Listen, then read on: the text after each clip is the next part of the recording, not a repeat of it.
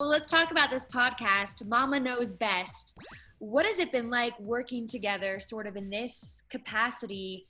And I imagine learning new things about one another. It's been interesting to say the least. I think it's way different than I thought it would be. I feel like a lot of people see us and like have their own interpretation of like our relationship and like kind of just things we've been through or done, and like now it's like a more in-depth version of that. So it's like the true, real, raw version of kind of topics that we talk about and life experiences we've had. And it's been really fun being able to do it with my mom, because if anyone knows me for who I am and like growing up, it was her. So have you guys learned anything about one another in doing this? I feel like, yeah, like learned how to get on each other's nerves more. Definitely that. She was already a pro at it, so it's only helping her.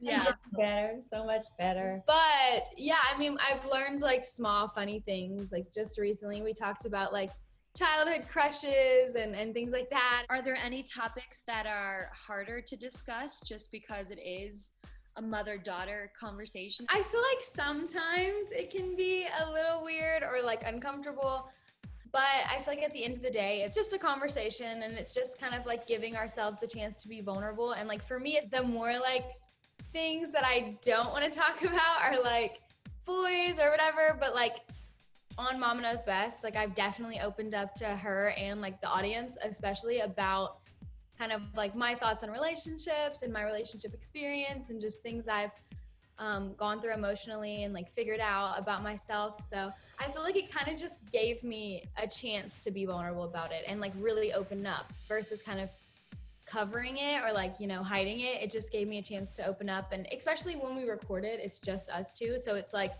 very organic. Sheri, what about for you? Are there any topics that are hard, even as her mom, to sort of dive into or dissect at all? Maybe a little about the relationship things. That's kind of difficult, I guess, to share for each of us. That would be kind of difficult because of my relationships and hers, and you know, just being a teenager and some things that she never really wanted to share with me, but now it's coming out. She's sharing more with me. Is there a dream guest or mother-daughter duo that you would love to have on the podcast? Reese Witherspoon and her daughter Ava. That would be really cool. I love Reese. Yeah, Cool. I feel like that would just be like a really fun one, especially because I just haven't met Reese, and like she's just a really great actress, and I love Big Little Lies. I feel like that just makes me want to talk to her even more. And I feel like she's quite the TikToker lately. Yeah, for sure. So I feel like, hey, it makes sense. Yeah.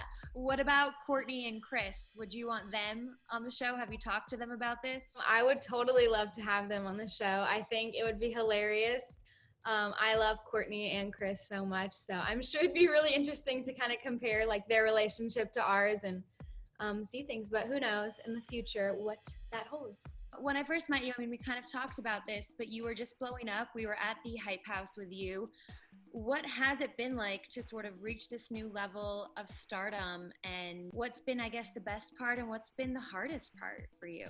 I think the best part has just been the people that I've met and the connections I've made, the friendships that I have now and like are continuing to get are like such deep and fun and loving relationships, because I think everyone that I've met has kind of just had this same mindset and same goals, and it's super easy to relate to them. And I think the hardest part would probably be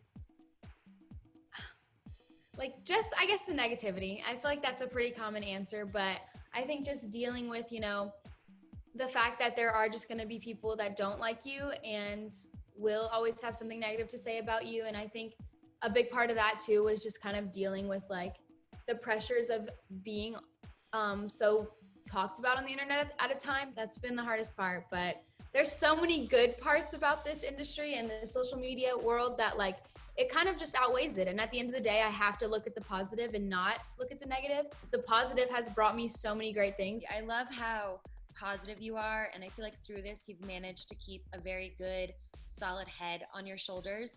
What is the secret to that, and how will you continue to do that? I think it's just taking a step back every once in a while and really looking at it from a different perspective, really just looking where you came from. And for me, that's my family. They're here, they're supporting me, they love me. And like, I've done so many great things in such a short amount of time. And I think it's just always about that, like stepping back, appreciating everything that you have and everything that you receive, and really just thanking everyone around you and appreciating them in their time too. Sheri, is there anything that you want to add to that? I just always want her to be grateful and thankful. That's very important to me. Yeah. I think too, resilience is a big one for me. Like being able to bounce back, always just remembering that there is a brighter side to everything and that you can always get there. It's just sometimes you have to go through the hard times to get to the good times. Let's talk about something super fun, and that's the walk challenge.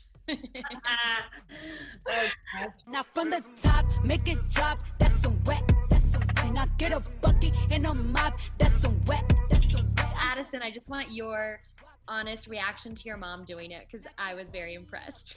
I was impressed too. I could never have imagined in my entire life, actually, that I would watch my mom do anything similar to that. Never thought I would see that, nor did I think I ever wanted to see that.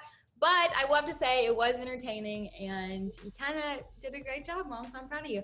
What was it like to see Cardi's response to your guys' walk challenges? It was so cool. I thought it was so funny, and I'm glad she enjoyed watching it as much as I enjoyed watching hers too. But I thought it was so cool and amazing. yeah, it was really fun.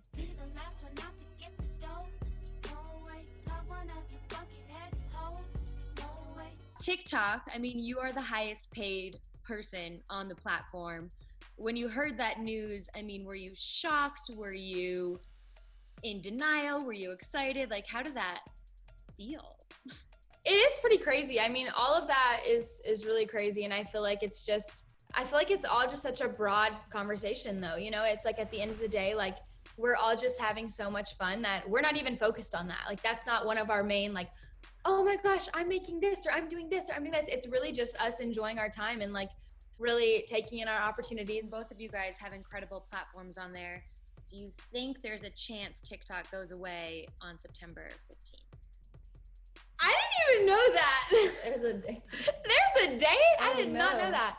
I don't know. Okay, now that you say that, didn't know that. But I will say that if it is safety concerns, there's really nothing, you know, to say back about that besides the fact that if it's keeping us safe and it's something about that, then it makes sense. But it would be a really, really sad day because that's where we started, and we love TikTok so much. But at the end of the day, if it's for safety, we will continue working on our other projects. What does the Addison Rae empire look like?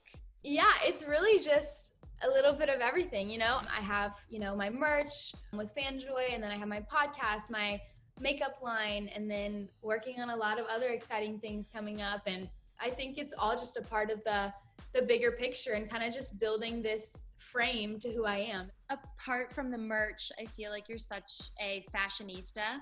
Is a clothing line something that you would think about? Yeah, so people could definitely argue that and say that my fashion sense is not the greatest on TikTok, because I think it is. Definitely, I love fashion so much. I think for my TikTok, sometimes I'm kind of random, but I think for me, I love doing things that almost like make people uncomfortable in a sense, like what is she wearing, or like what, I don't get it, you know? And then I feel like just testing like different waters in fashion is always so much fun, and kind of just discovering new things and trying things out. And I mean, they don't always work, don't get me wrong, but I think, yeah, it would definitely be a super fun conversation to have about fashion, and hopefully one day having something of my own, or even with my mom or my family, and continuing to expand our brand. Is acting something that you're still interested in? Yeah, I love to act. I've done lots of classes. I've read tons of scripts, you know, just done things that you do to prepare for that. And I think it's always a really exciting conversation and a long and very hard journey, but it's always worth it in the end. So hopefully that'll continue to be a part of my life, and maybe something big will come out of it.